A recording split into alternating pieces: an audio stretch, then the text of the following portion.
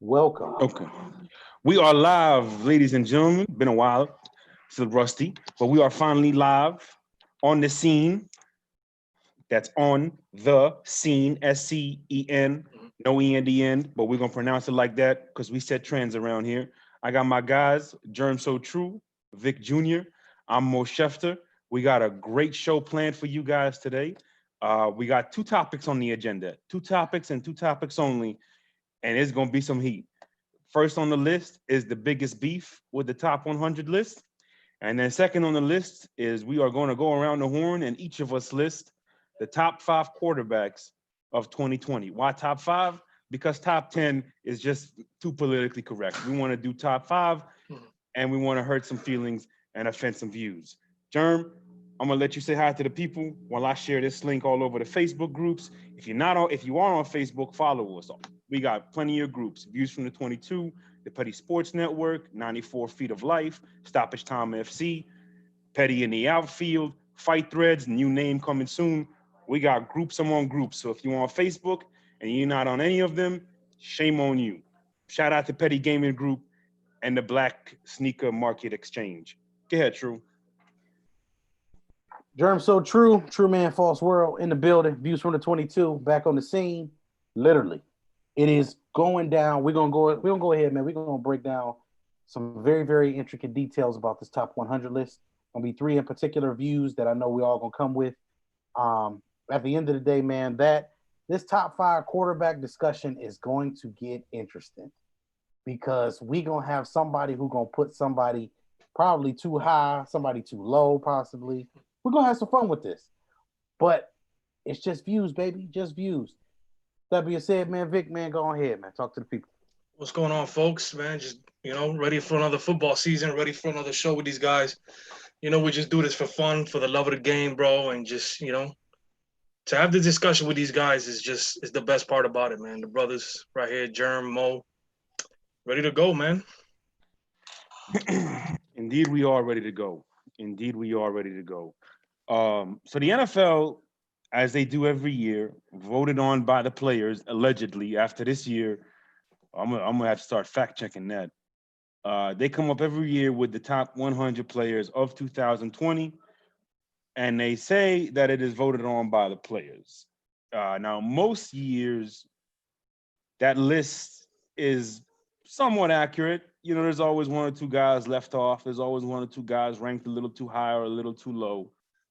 But this year just felt like it was random.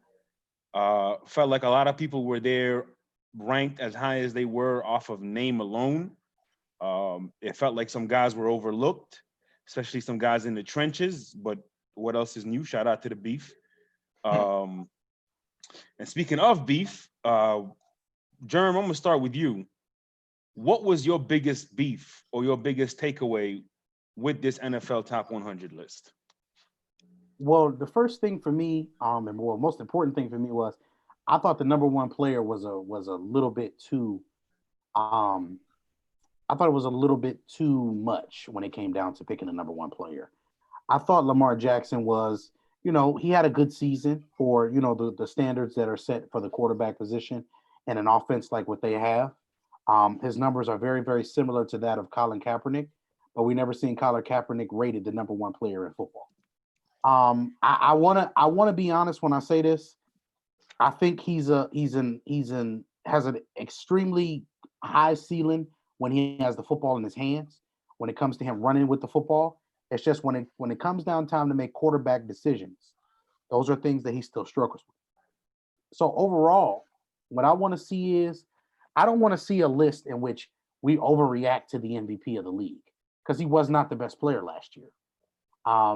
There are guys like Pat Mahomes who won a Super Bowl last year who beat him in a head-to-head combat, and they weren't even considered. He was a unanimous MVP. As well as that, Russell Wilson last year had one of the best seasons last year that he's had in his career, and he threw 100 plus more times. He had 60 to 80 more completions.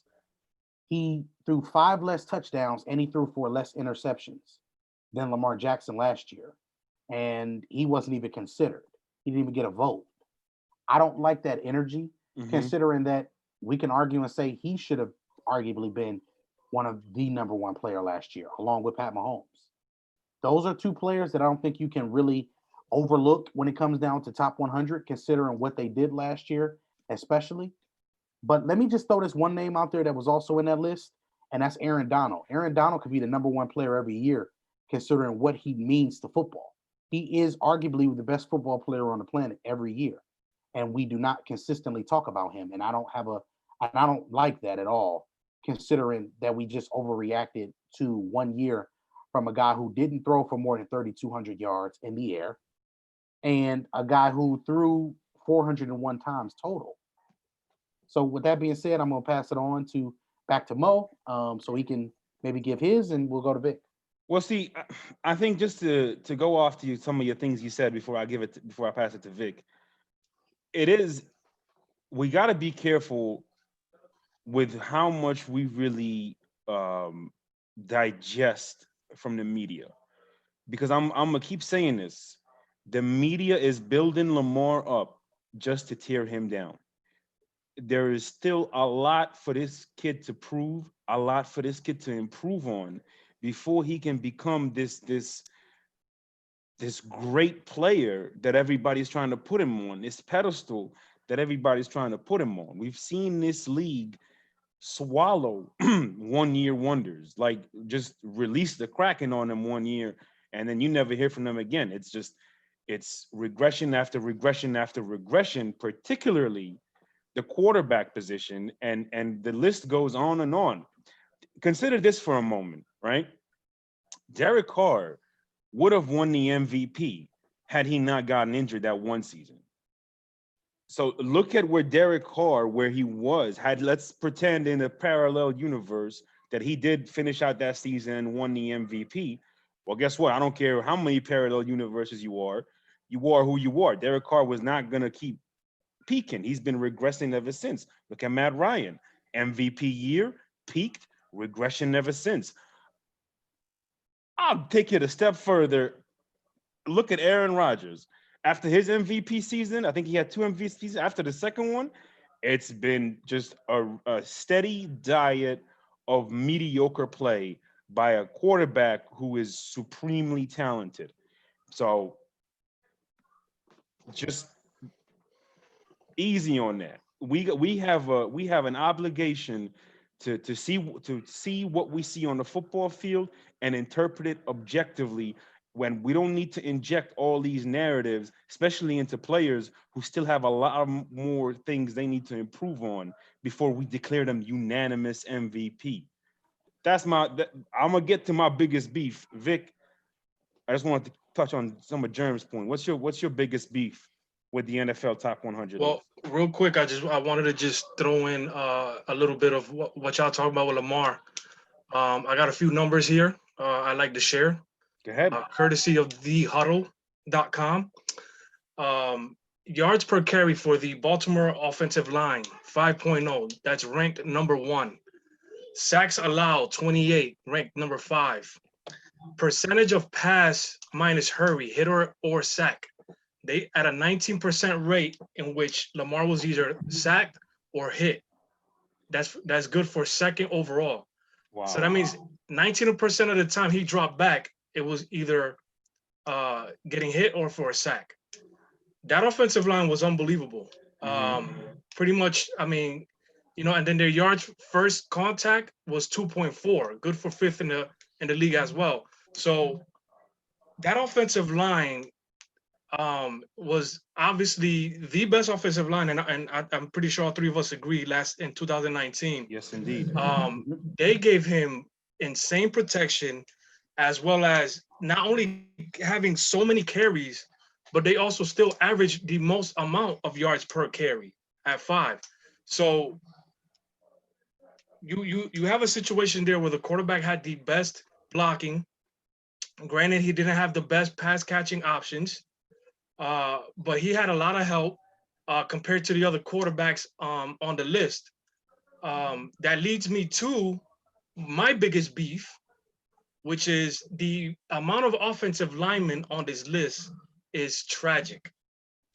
I think there's only 7, 8. 8. Mhm. Marshall Yanda was in there, which is the right guard for the Ravens. He is now retired. We will see who they replace him with. We got DJ Fluker and their 3rd round pick, which is Tyree Phillips. I think I heard from camp are the 2 guys that are going to be going for that right guard spot. That's going to be key to see how much more productive Lamar can be. Can he progress or will he regress? It's going to be that, and that spot specifically at right guard is going to be interesting to see if the Ravens can replace that. No, I mean listen, just to your point, there was 8 offensive linemen. Those were Quentin Nelson, Zach Martin, David Bakhtiari of the Packers, Laramie Tunsil, Ronnie Stanley, and I think Germ and Vic and me. If you listen to any of our shows last year, Ronnie Stanley was a guy that we talked about a lot. And I think he's a guy who's going to become a regular on this list. And I think he's a guy who's only going to climb higher on this list. He was ranked number 74 this year. I think he's sky's the limit for him.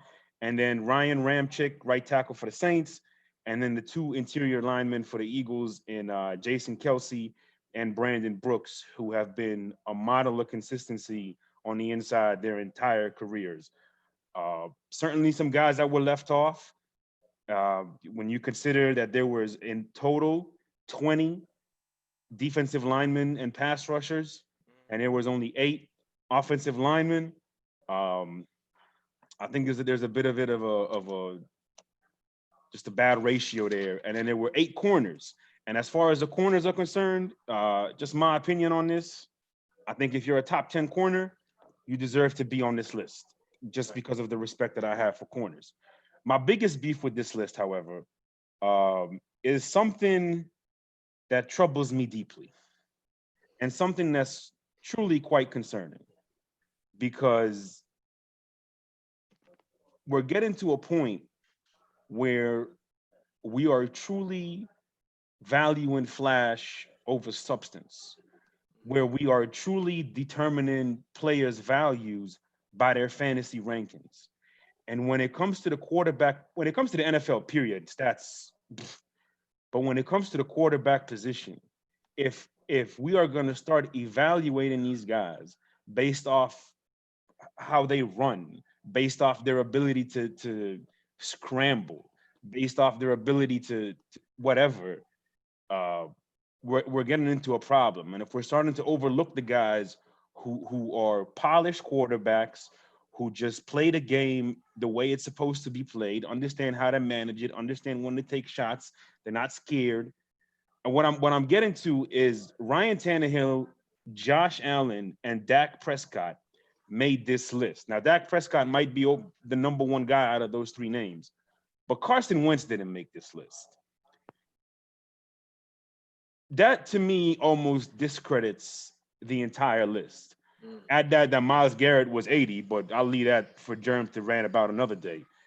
But the fact that Carson Wentz, with the amount of injuries and the attrition and the guys that they were getting from the street outside Lincoln Financial Field to come play wide receiver for these guys, and the fact that they still won the division when Dallas had all these names and all this money into their roster, it is an absolute shame. And it is where they went with the biggest mistake in making this list, is having Josh Allen, Ryan Tannehill, and Dak Prescott, and not having Carson Wentz.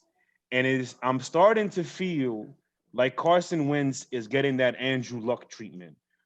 And it's a little unfair because Carson Wentz is length of time missed to start his career was nowhere near the same amount as Luck. The only difference is Wentz missed more significant time, and I mean significant as in important, because of that playoff run, and then obviously he got that concussion in the wild card game last year, but that can't be avoided. So I'm a little worried that that's what's starting to come of Carson Wentz, and I'm just hoping, maybe not this year, but I'm just hoping within the next 2 to 3 years, they get that roster right, they get the skill positions right, and he makes top 10, because truly, I can't give you 7 other quarterbacks. That's a teaser for the next segment. I can't give you 7 other quarterbacks that I would rather have over Carson Wentz. Mhm. And that's just where I'm gonna leave. I don't know, fellas, if you want to add anything to that. I'll just say this. I don't think Carson Wentz not being on the list is even acceptable. But not only that, I don't think that the rankings of some of the players are even acceptable on this list either. Mhm. Saquon Barkley should never be higher than Nick Chubb, considering Saquon Barkley was not consistent last year. He didn't have a great year.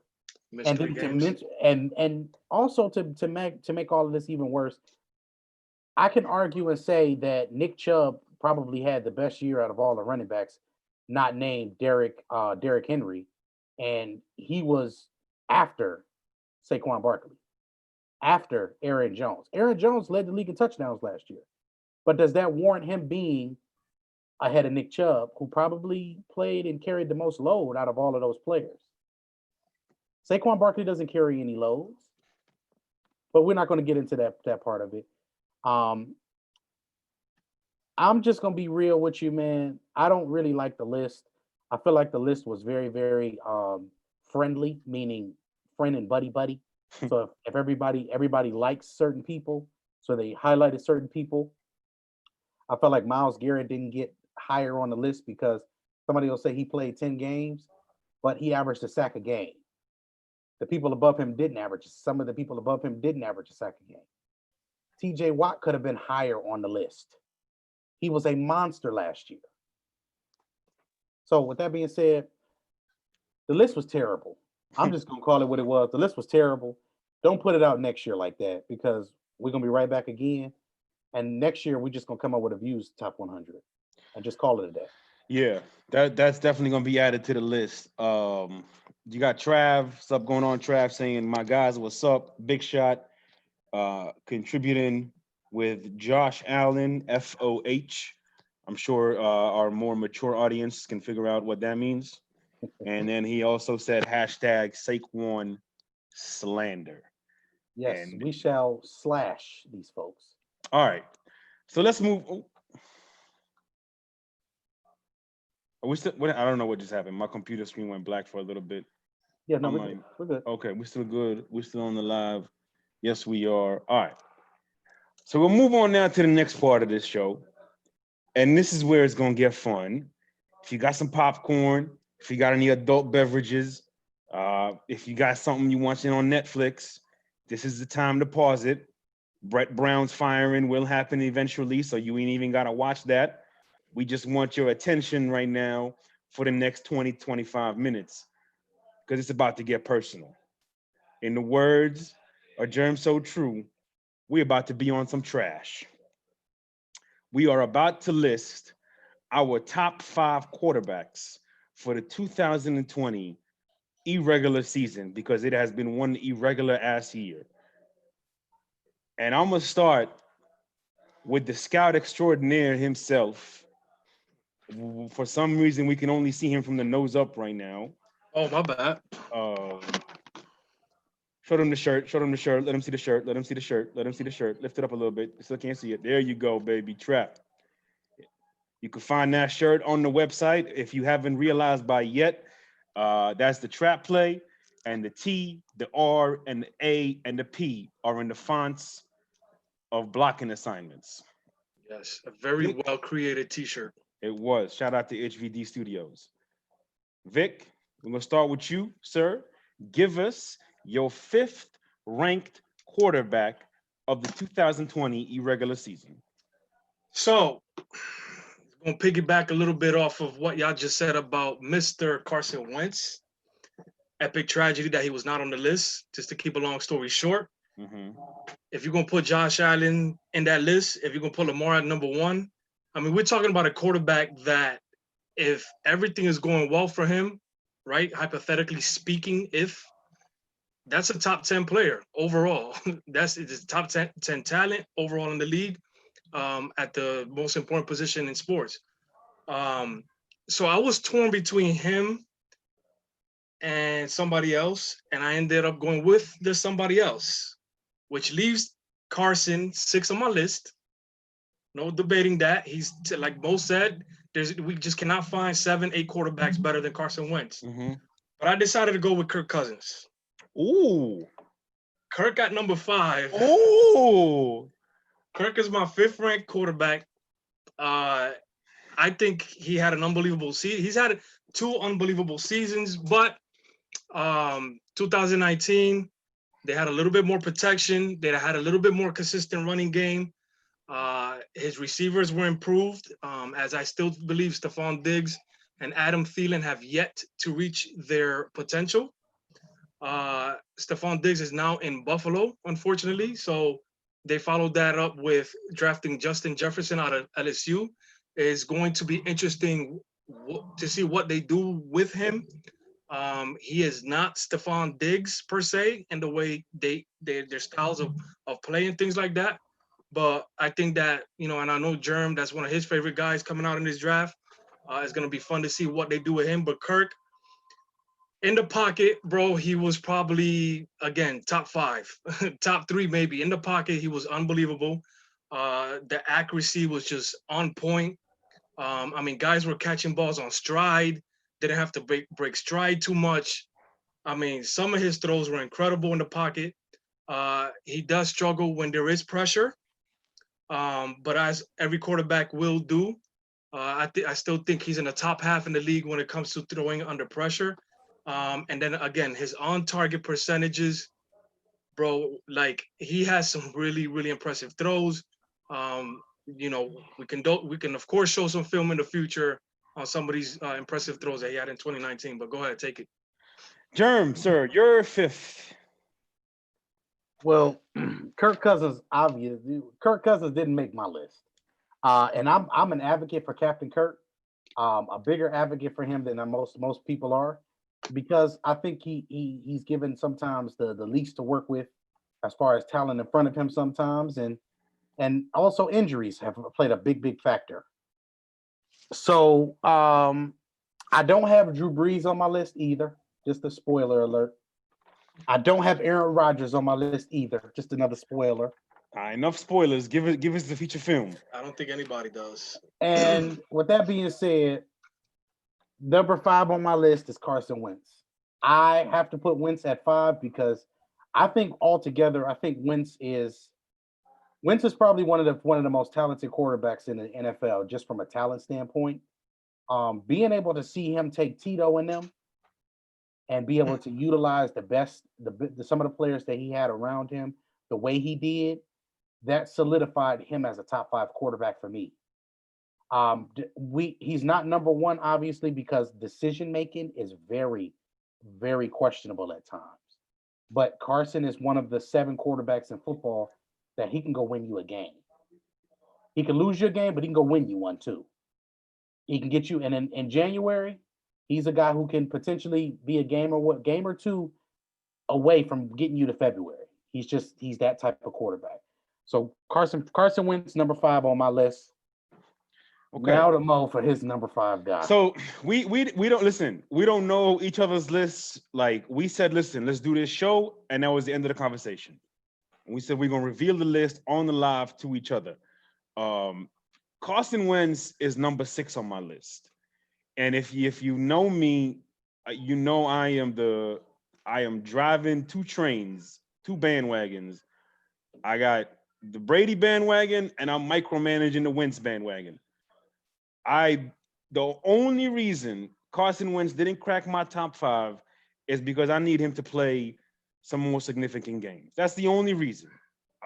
So once he can put together a couple 16-game seasons and stay healthy for the playoffs, give me a playoff win, then he's gonna crack my top 5. With that said, a guy who has been constantly improving, a guy who had some signature wins finally last year, including the playoffs. Number 5 on my list is Captain Kirk Cousins. Oh, for all the reasons Vic mentioned, and then some. I think when you look at Kirk, I didn't honestly think, as much as we were fans of Kirk when he went to Minnesota, that he was going to take the leap he did. It's going to sound crazy. He looks bigger in the pocket in that purple than he did in that burgundy. His arm looks with the ball is coming out with more energy on those out routes, on those comeback routes. The ball is coming out with some drive to it. You could see he's got his hips and his legs underneath his weight very, very well. That weight distribution that we always talk about. He is polished himself. And I think he's in year 7 or 8 now. People listen, Kirk, he's in year 9 now? So he's got maybe 5-6 more years left in his prime. And I think this year, no more Stephon Diggs. I think that with an offense, with a better running game, with an offensive line that finally is respectable, tight ends in the mix there, Minnesota, led by Kirk Cousins, is in for yet again a very exciting year ahead.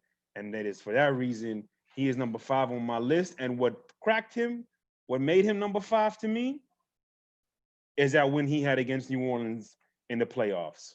So we're going to leave it at that. We're going to get to the comments real quick before we go to number 4. Trav agrees with you, Germ, that we should always do a top 100 list. So next year, be on the lookout for that. Trav, once again, we got a drum roll from Big Shot. Vic with the bombs from Jump. So we have a question from Trav for Vic. Is Wentz number 6 on your list? Yeah, like I said, I mean, I put Wentz number 6. It is, again, between Kirk, Wentz, Watson. I think that they're just slightly reaching top tier elite status. I mean, they all have the potential to be the best, the second best, the third best quarterback in football. On a year-to-year basis, they just have that kind of talent. So right now, yes, I got Wentz at number 6, followed by Watson and guys like that. Beautiful, beautiful, beautiful. We have time in the end. We're going to list some names that didn't make our top 5 and why. Shout out to Trav, Big Shot, Josh Storms is here. What's going on, Mr. Storms? Number 4 now. We're going to stay with you, Vic. We're going to stay with this little wheel we got right now. Kick us off. Who's number 4? Yeah, so number 4, man, I mean, this is somebody that we kick his ass a lot here on Views. Okay. We do, but when you just turn on the film and you put on your objective hat on, you know what I'm saying? Drew Brees is still a top 5 quarterback. Drew Brees is still a top 5 quarterback. Did you hack my computer? That's great. That's beautiful. I mean, bro, listen, the dude, not only from a clean pocket, but also under some pressure, he has some Tom Brady-like movements at times. It's inconsistent. It's not Brady-like, but it's not like Brady, but it's Brady-like, if that makes sense to you. So, bro, the accuracy percentage is great. Some of his on-target throws, he does have that guy, Michael Thomas, that, stays within 5 yards of this line of scrimmage for every round. But, the guy still does an awesome job accurately throwing the football. His big time throws has reduced a little bit. You don't see those throws where he's trying to fit them in tight spaces. You don't see those throws, deep down the field, post routes, deep routes. We do have some film of him throwing some ducks up in the air. And we do have some film on him making some poor decisions in crucial moments. But from week 1 through 16, there's nobody better. If not, he's the second best in decision making and pure accuracy. Okay, so I'm gonna just add to that. Spoiler alert, obviously Drew Brees is also number 4 on my list.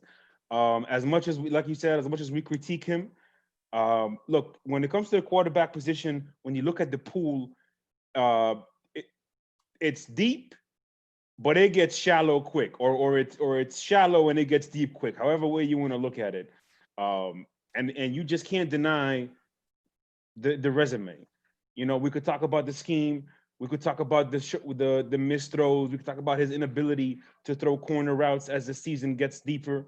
Mm-hmm. But when you just look at the overall body of work, it's hard to keep him off the top 5 quarterbacks in the NFL. There's a lot of throws. There's a lot of throws too. Right. They throw the ball a lot. So. And again, when it comes to the quarterback position in particular, it's a constant prove it to me position. Yes. And I don't, when you talk about how many times we've critiqued Aaron Rodgers for his mediocrity, when we talk so many times about Deshaun Watson and critiquing him for his immature play, or Carson Wentz for missing time and decision making, and the list goes on and on. I think when it comes to Drew, there's just too large of a sample size of consistency, of accuracy, of high IQ, of identifying the matchups, of attacking the weakness of a defense, and just, Views 2022, we pride ourselves on objectivity. And yes, he is our division rival this year, as we have signed a 2-year contract with the Tampa Bay Buccaneers. But he is still a top tier quarterback in this league. Germ, I have real quick, Mo. I'm sorry. Who is Snowman in the morning? Brian Snow. Shout out to Brian Snow. Always challenging the status quo. Mm-hmm. Good man. He's had me on his show a couple of times. I know Germ was doing some work with him. So shout out to Snowman. Glad to see you. Hope all is well with you, brother. Germ, I got a feeling we're going to want to revisit this Drew Brees thing at the end. But it wouldn't be you if you reveal your number 4 and not take a shot. So go ahead, sir, and magically give us the number 4 quarterback of the 2020 season. I'm not even going to take a shot. I'm going to take a shot, all right. A shot of alcohol. Shoot. Yeah. In my Jason Cunningham voice. With that being said, my number 4 guy is Russell Wilson. I think that this guy is number 1 on some people's list in the NFL when it comes down to it. But Russ is definitely one of the quarterbacks in the National Football League that is been sensational, especially over the last couple of years. He's improved every year as well. I want to make sure that I say that he's improved every year as well. He wins consistently for that. Last year, I think he arguably should have been MVP. He could have at least gotten a vote. I mean, at least. I think last year was tremendous. I think he did a lot of things. The one thing that I think he struggles with is the same thing that Drew Brees struggles with, and that's seeing over some of the offensive linemen sometimes, and those type of things. But I think overall, man, I just think Russell Wilson is a sensational quarterback. He's top 5 in the league. He's number 4 on my list, and that's all I need to say, man. All right, so let's keep it moving because we clearly have a lot to react to. Number 4, shout out to number 4, 444. That is, 4 has always been a number that produces some controversy, to say the least. Vic, number 3 on your list, sir. Number 3 on my list is the GOAT himself, Thomas. Was it Edwards or Patrick Edwards? Edwards Patrick Brady Jr. Yeah, I gotta go with the GOAT, number 3, bro. Listen, a lot of people are gonna disagree. There has been some slight regression that I've seen on film, and that would only be if he has to move outside the pocket and try to throw deep. He just doesn't get the same amount of torque that he used to be able to get from that. Believe it or not, he used to get a lot of strength from there. But other than that, Brady still, when it comes to reducing turnovers, not putting the ball in position to be intercepted, there's nobody better. The accuracy was still very high. Ball placement was still, very high. He easily had the lowest graded wide receiver core in football. I mean, those guys could not separate for nothing, bro. And it showed throughout the season, even with the EMP system, where is it a very option route heavy system.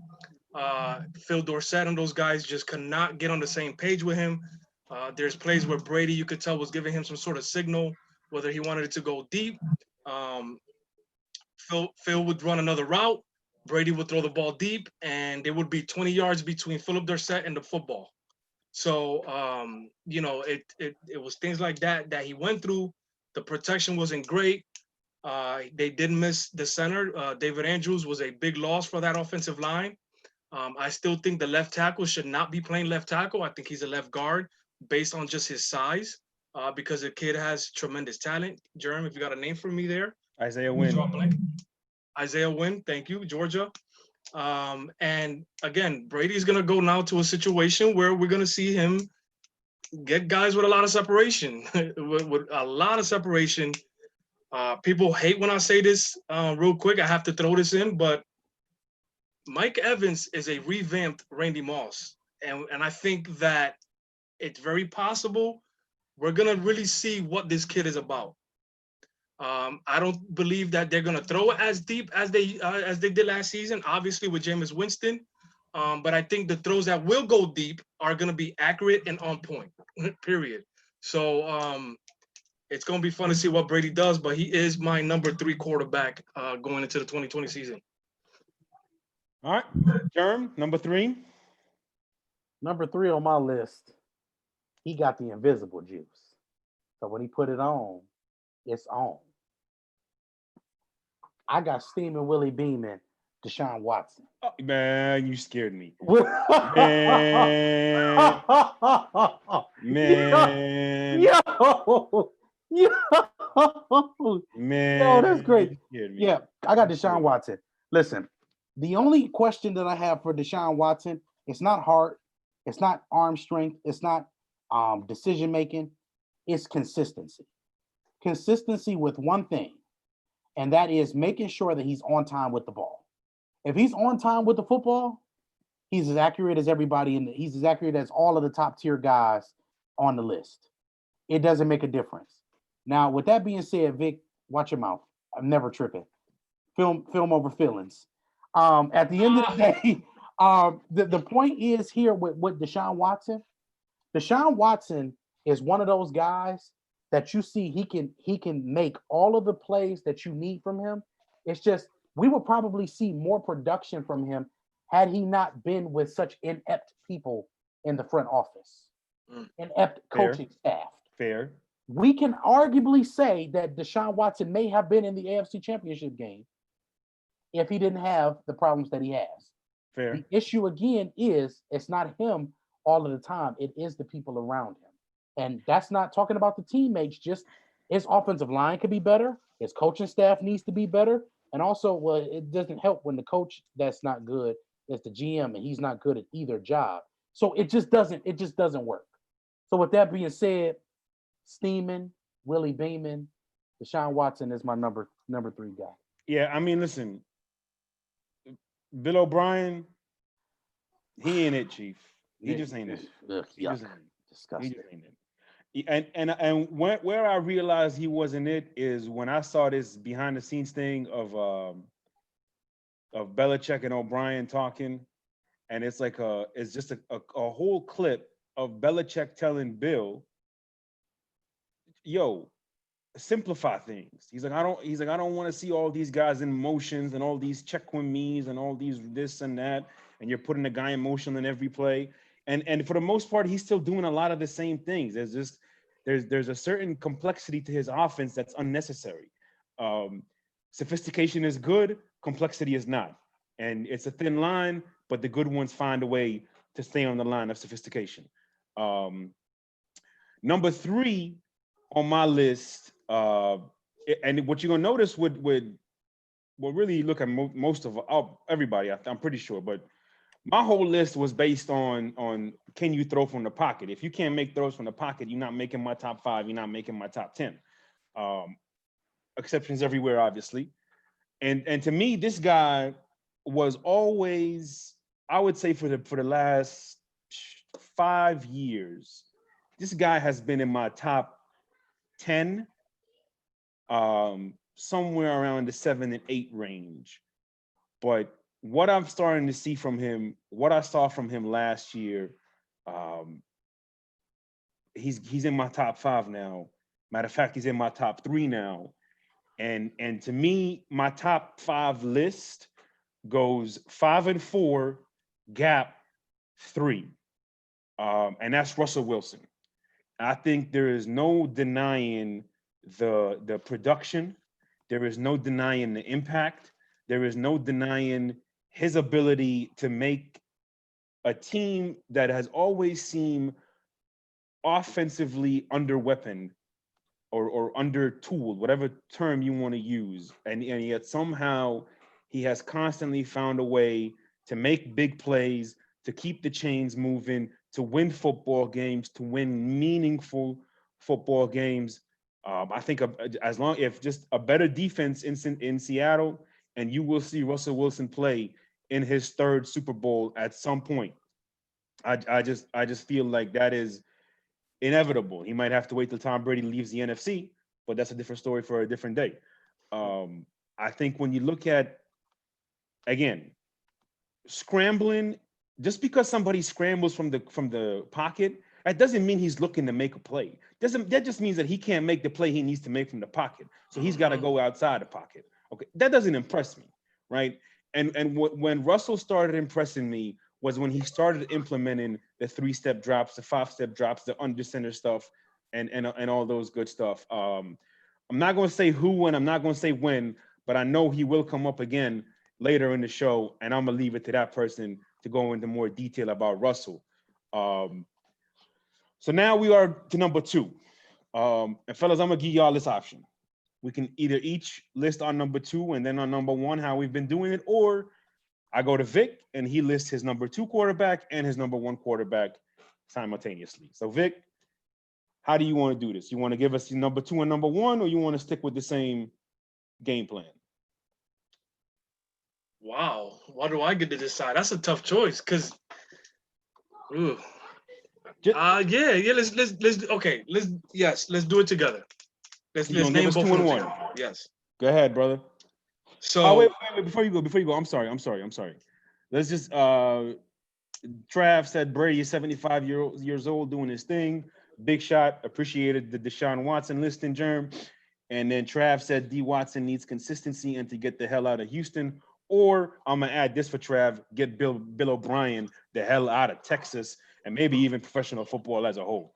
But go ahead, Vic, number 2 and number 1. For somebody that's running the EMP offense too, man, it's kind of disappointing because he's got a kid that is very, very smart when it comes to that scheme and stuff like that.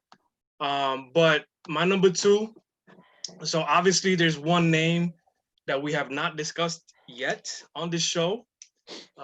And there is one name that's already been thrown out there because, I think it's a little bit of hate somewhere in the air here. But my number 2 quarterback in football is Patrick Mahomes, Kansas City Chiefs. That makes Russell Wilson my number 1 favorite quarterback based on what I've seen on film. Wow. So Russell Wilson is number 1 on your list. Russell Wilson to me is the best quarterback playing football of the National Football League, meaning that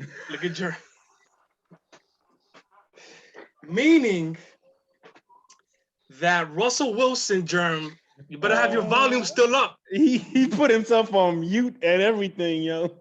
Let me see. You didn't give us access to unmute him.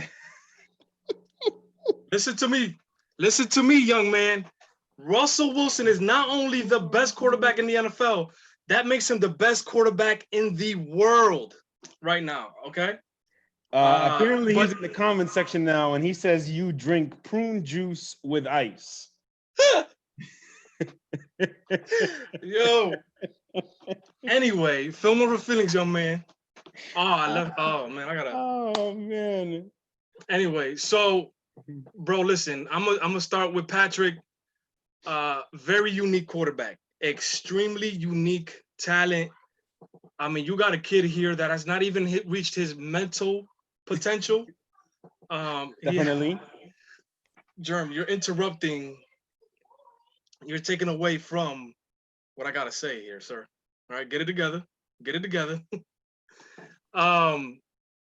Pat Mahomes, bro, there's plays where there's plays where this kid, like, you could tell he's moving some pieces around. Whether it's a running back out of the backfield. I did put a film out on this. Check it out. Type in Patrick Mahomes film study and the views from the 22 Facebook page. Where he's moving the pieces around to create mismatches on either side of the field. This guy's unique because I feel like, I don't know if you guys can agree to this or not, I feel like outside the pocket is where he's making most of his big throws. He does need to improve in the pocket a little bit, but he just seems to be more comfortable on the move. Now, granted, we don't agree with quarterbacks spending a lot of time outside the pocket. That's where they get injured. He did already go through some injuries in which he missed the game. But other than that, I mean, the kid is one of probably the strongest arm in football, as well as top 5, top 10 accuracy when it comes to it. The ball placement is incredible. The deep passes, big time throws is incredible. Pat Mahomes obviously could be the number 1 quarterback in football. But to me, just improving in the pocket, as well as the pieces that he has around him, is probably some of the best, personnel packages that you can put out with speed, route running. I mean, Tyreek Hill for me I never thought that Tyreek Hill can be the route runner that he is today. Yes. He's unbelievable route runner for somebody that is all about speed. So, I mean, he's got some pieces around him in comparison to my number 1 guy, and that is not up for debate. If you want to debate, bring it on. So Russell Wilson is your number 1. Russell Wilson is my number 1 quarterback. Okay. So you want to go with number 2, or you want me to go on about him? I feel like we should now.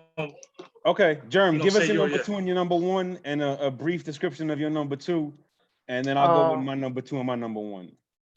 My number 2 is the most talented player in the National Football League, and his name is Pat Mahomes.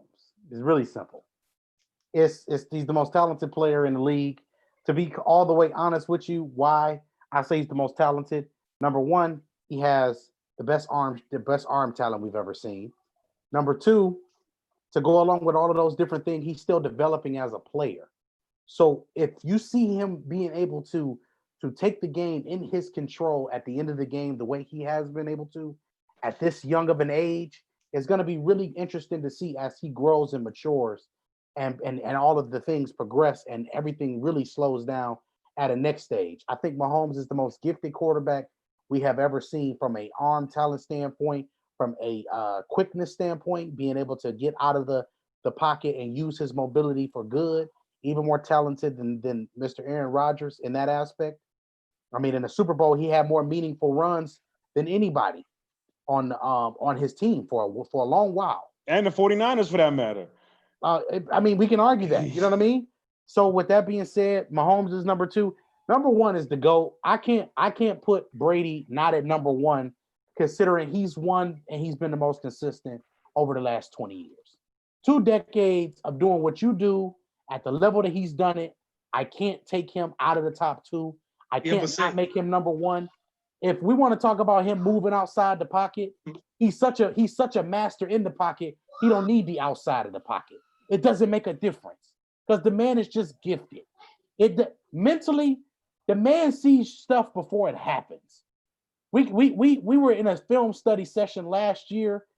We didn't understand why he even said Tyrann Mathieu was coming on a blitz. And he moved James White from the left to the right. And sure enough, Tyrann Mathieu came on a blitz. Mm-hmm. He's seen every defense. He understands things that most of these other quarterbacks are starting to grasp and get a hold of. Mm-hmm. So I can't take the lifesaver away from Sensei, seeing that Sensei is the one who's been the most consistent. He's been the one who's won the most. Mm-hmm. And 6 Super Bowl rings from him is more than it's tied for the most by any franchise. At the end of the day, it's the GOAT. The rest of them can float. So my number 2, Wait. So hold on. Does that mean we can mute him now because he already did his report on his number one. Can we mute him Yeah. now? Mm-hmm. Mm-hmm. Go ahead, Mo. So my number two is quite simply the most gifted human being I've ever seen in a quarterback position, and that's Patrick Mahomes. Again, running out the pocket, scrambling, all that stuff. That's not really what makes a quarterback a quarterback. What makes a quarterback is the throws you can make from the pocket. And the fact that Mahomes still doesn't quite understand how to read defenses, and that's a fact that we have not only pointed out throughout the last 2 years that he himself said, the fact that he still can't read defenses fully, and the fact that he's still breaking so many rules, and he already got his first ring. And there's already more to go. We keep talking about, well, what's going to happen when the league catches up to this guy, when the league catches up to this guy, when the league catches up to this guy.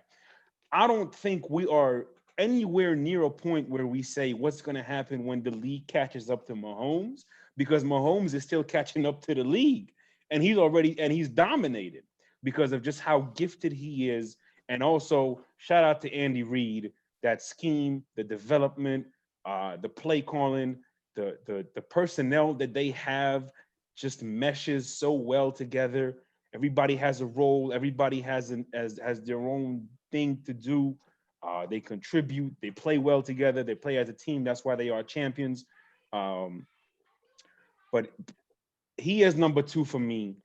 And the only reason he is not number one is for all the reasons Germ listed, because my number one is Lamar Jackson. I mean, I'm kidding. Trying to see if y'all paying attention. That's all. Let's trying to see if y'all still paying attention. That's all. My number one is the GOAT, the undisputed GOAT, the first unanimous MVP, the only unanimous MVP we acknowledge, and that's Tom Brady. And it is, again, for all the reasons Germ stated, for all the reasons Vic talked about earlier. He's a sniper. He's a pocket master. I've seen the pocket break down, and I've seen him find a little comfort zone I've seen him find pockets within the pockets. All right, this guy's got a rabbit hole of pockets. He's like Neo. He could just enter different matrices and form his own pockets. And if you don't believe me, go watch some of the Jets games. If you don't believe me, go watch some of the Bills games. If you don't believe me, go watch Seattle in the Super Bowl. All right, he is an absolute master of the position. I could spend all day on this dude, and if it sounds like I know more about him than any other player, it's because I study him more than any other player. And when people ask me, well, did you play? Did you work? How did you get all this football knowledge that I think I still have a lot to learn? But the honest truth is, a lot of what I learned is just studying this man's career. That's it. Yes. Because he simplifies the game. And like that Tyrann Mathieu thing that Jerm pointed out, there is dozens and dozens of plays that we can provide where it's like, wait a minute, how did this guy know this guy is blitzing? How is he pointing at this guy and says, hey, he's coming, you run underneath him and nobody's stopping it? He doesn't do anything tremendous. He doesn't do anything extraordinary. His greatest gift is that he knows your weakness, and it's a death by 1,000 cuts. And all the great players, if you notice any great player in any sport, I'm talking about the greatest of greats, you don't see too many times throughout their career, whether they play a decade or 2 decades, where they seem out of the flow, where they seem like they're forcing things. Somehow, some way, the game always revolves around their pace. And that has always been true of whether it's young Tom, Randy Moss Tom, prime Tom, or GOAT Tom, that's going to have some cheetahs and gazelles running for him this time. You look at I saw so many plays over the years where he does a 3-step drop and he's waiting for Julian Edelman to get 12 yards down the field. All right. Now he's going to have time to do a 3-step drop and somebody's going to be wide open on a 15-yard post. Whether that's Mike Evans, whether that's Chris Godwin, who knows? But the point is, he's still a GOAT. He's still playing. He's still playing at the highest level. And there's just, at some point, we got to acknowledge who this man is. And we cannot keep this constant disrespect of certain narratives around his career when year after year he's breaking through glass ceilings, when year after year he's changing the narrative around what he can do and who he is. At some point, whether you love him or hate him, you just gotta say, hey man, Thank you. yes, Thank you. that's all. Thank you. Because he is the standard of quarterback play. When he goes, he goes. And that's when we will open that door for who's gonna sit atop the mountain. But the throne, whether he's playing or not, he's gonna be on that throne for at least another 10 years, at least. So that's where we at with that. And that does it for us today here at Views. Thank you for being on the show. It is no sir, go ahead. Okay. A couple comments. Trav is in disbelief that we got Brady at 1, both me and Germ. Josh Storm says, shout out Dennis King. Trav said the Pat Mahomes break rules legally. Jay Ham said they're gonna boo you for this. But as we all know, Jay, that's right. We don't court popularity around here, baby. Shout out to KG. Shout out to Josh Storms. And Josh, listen, Josh, I don't know why you put hate in there, but you might have somebody on your team who might one day take the throne. At least he's got the potential to do. But before we go, hold on, Mo. We forgot something because I didn't talk about my number 1 quarterback. Oh yeah, that's right. You know, it's gonna be hard to follow up what you said, but I will take this route, right?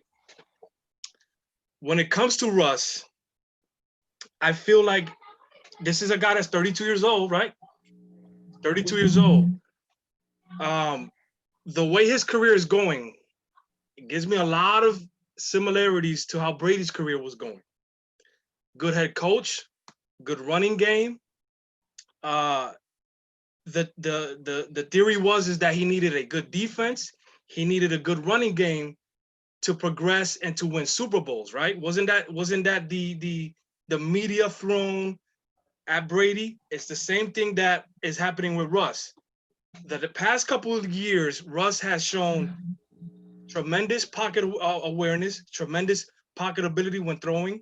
He has been outside the pocket, throwing very well as well.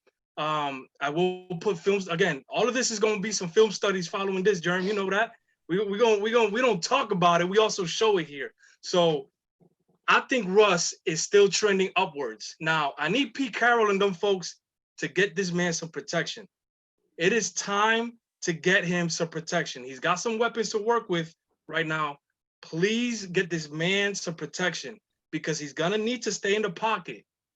He has been unbelievable in the pocket.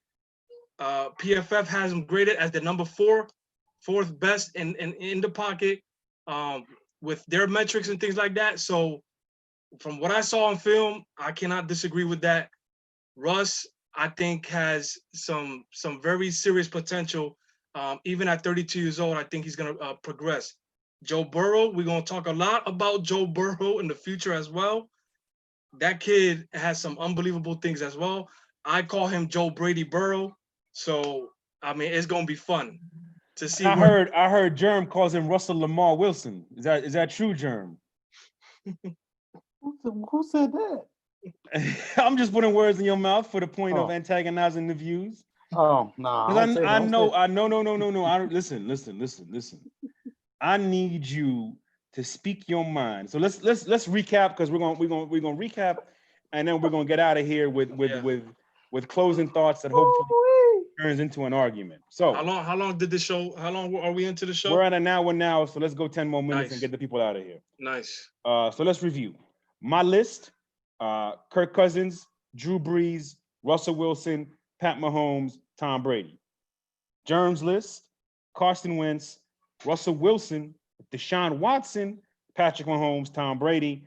And then Vic certainly would probably his own little, see, my list is literally half of Vic's and half of Germ's put together. And that's really, listen, it's just the beauty of the lab. It's the beauty of the lab. There's always going to be consistencies and things that are synonymous. Vic's list: Kirk Cousins, Drew Brees, Tom Brady, Patrick Mahomes, And as he said it with his chest, Russell Wilson, according to Vic Jr., is the best quarterback in the NFL. In the world. That is technically there's no other league, right? No, that is technically true. Germ, anything you would like to add? Anything you'd like to contribute? How y'all put Drew Brees on the list for top 5, and then you don't want to put Baby Wentz on there, but for some of the same? I mean, I just no. Again, I'm not mad at the Wentz thing more than I'm mad at the Drew Brees thing. Drew Brees does not deserve a top 5 consideration at this stage in his career any further after the travesty of performances that we see in games where people are consistent. I mentioned that in his throwing game. It is so hard. But you know what? The one thing I will say is this. That part, I can get over that. Vic, with this number 1 Russell Wilson nonsense, this got to stop.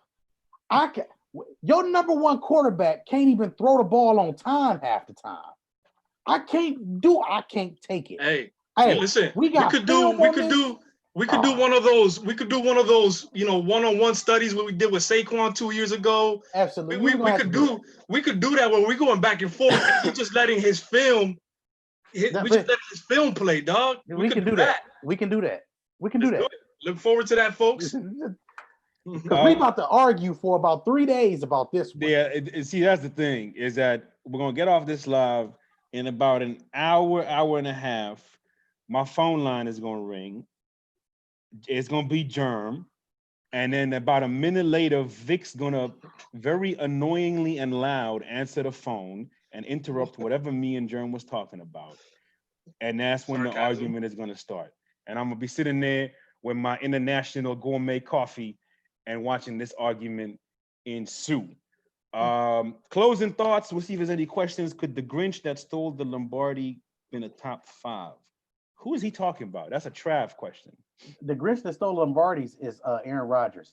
That was the name of a podcast, remember? Yes. Grinch that stole Lombardi. You're going way back.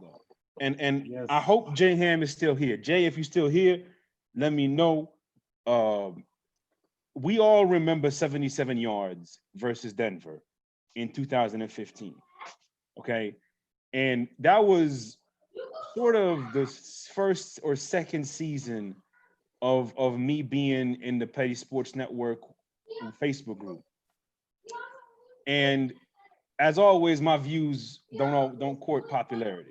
And since the day of time, which is why these two folks on the screen and I linked up and clicked, we've been very objective about Aaron Rodgers. Where people deem it as hate, well, we deem it as objective. And when 77 yards happened, it was the epitome of this is what's wrong with this guy.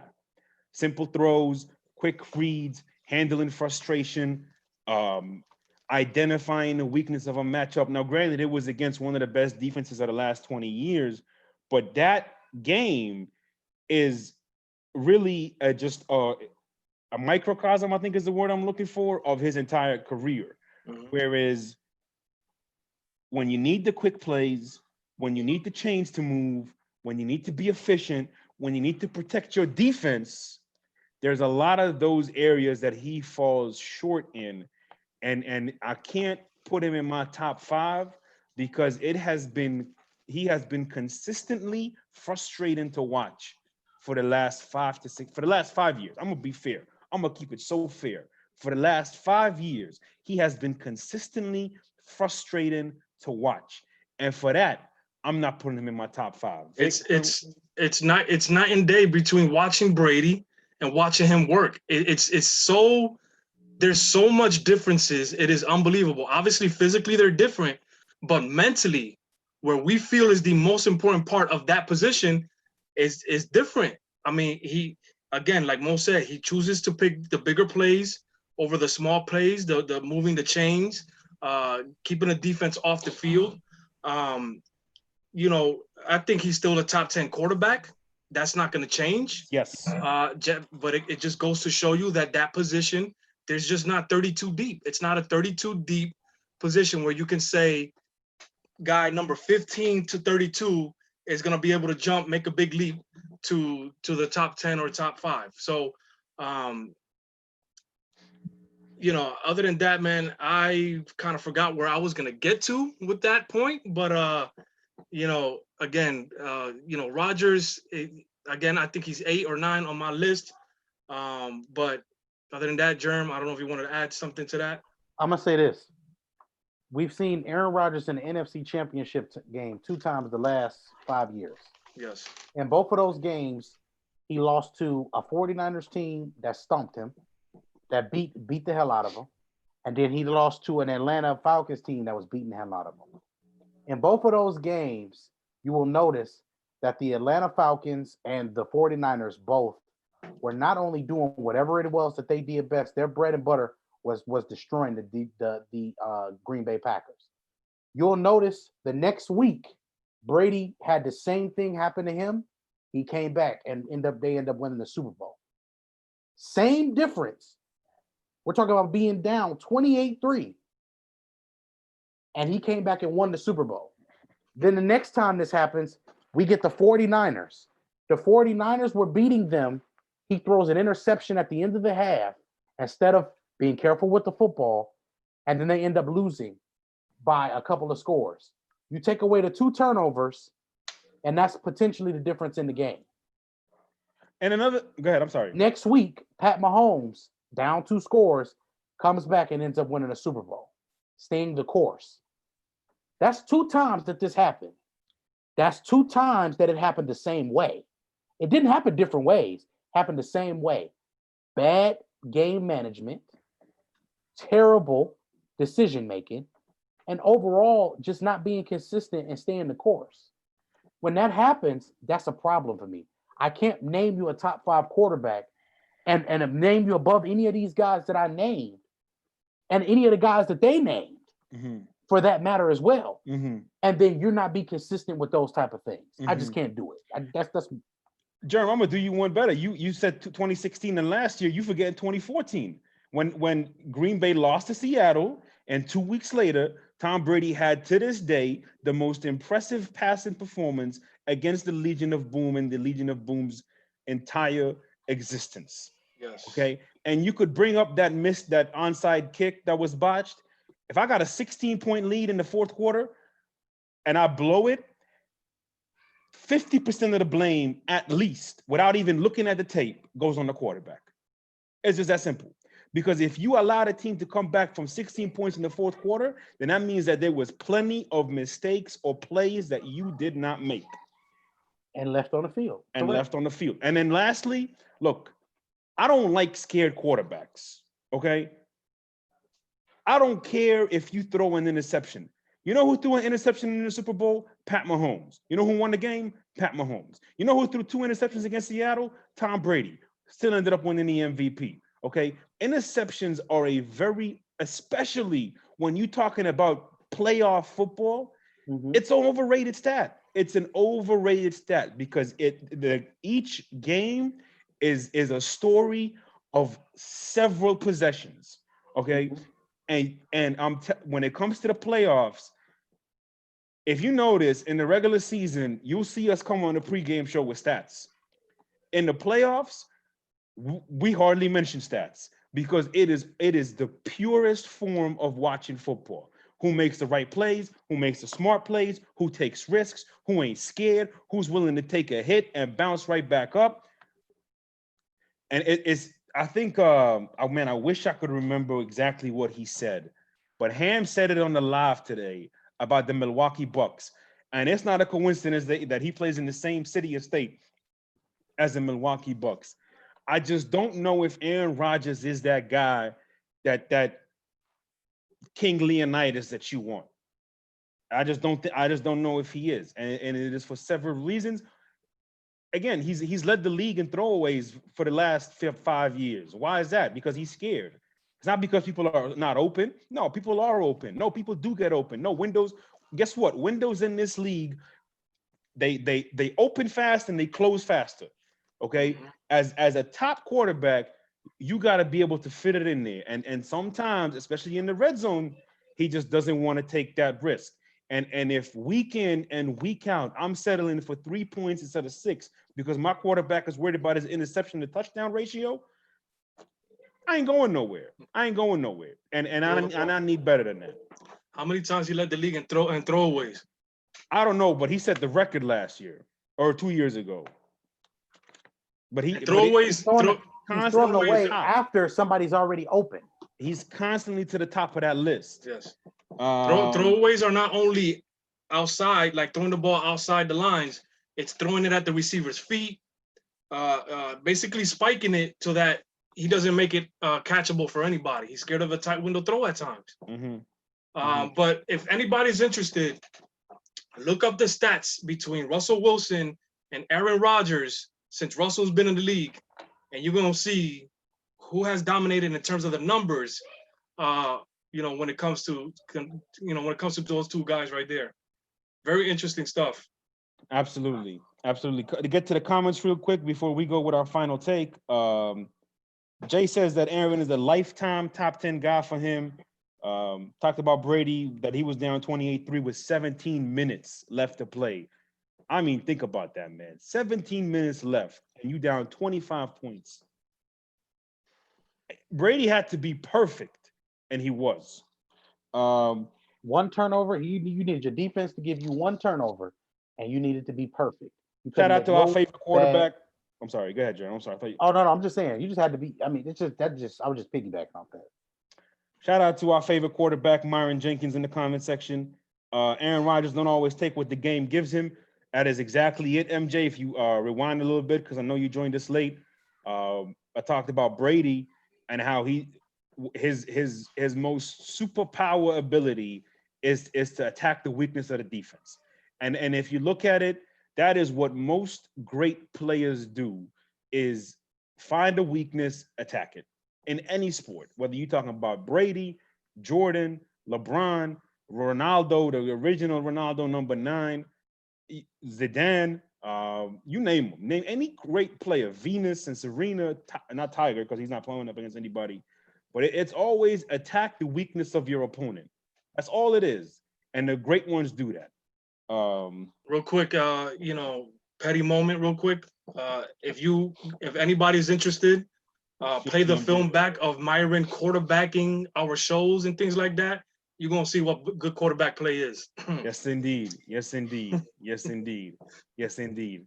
Shout out to he who shall not be mentioned, the Cookie Monster, who's been banned for the last 5 years from Views from the 22 and all of our platforms here on the scene. We're gonna go around the horn now, fellas, with the final thoughts of this top 5 quarterbacks list. I'm gonna start with mine. I'll go first on this one. I think I just want to say that the reason guys like Carson Wentz and Deshaun Watson didn't make my list is more than anything, I just need more consistency in some important element of being a quarterback.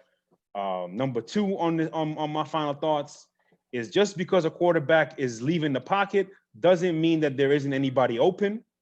And number 3 on this list, the pocket is the quarterback's best friend. No matter how much this game evolves, the pocket will always be this quarterback's best friend. And until you can make a throw from the pocket consistently, you ain't winning no games. And I'm talking to you, second unanimous MVP. Vic, your final thoughts. I mean, you said it well there with Wentz and Watson, bro. Again, like I said before, they have the potential to be in this top 5 list. They have the potential to be 1 or 2 guys. Other than that, me and Germ going, look out for that film study with Russell Wilson. It can be long, it can be extensive. It depends. We're gonna see what it is, but that should be fun to watch. Must see TV right there. Germ, Vic, Russell Wilson. I'm calling it now, future. Hey, look out for that study. Also, be on the lookout for some more film in general. We're gonna be putting out some stuff for you guys coming up. My final thought, man, is this.